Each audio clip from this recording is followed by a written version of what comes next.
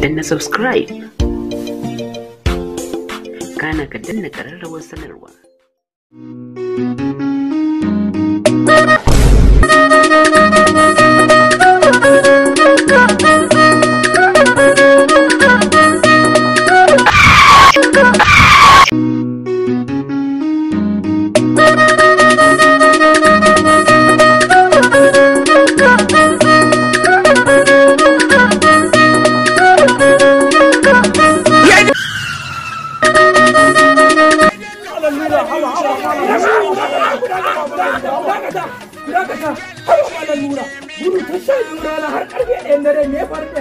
Wallahi murna nake da farin ciki saboda mai girma gwamna zai garan bawon a gwamnatinsa domin ya taimaki al'umma.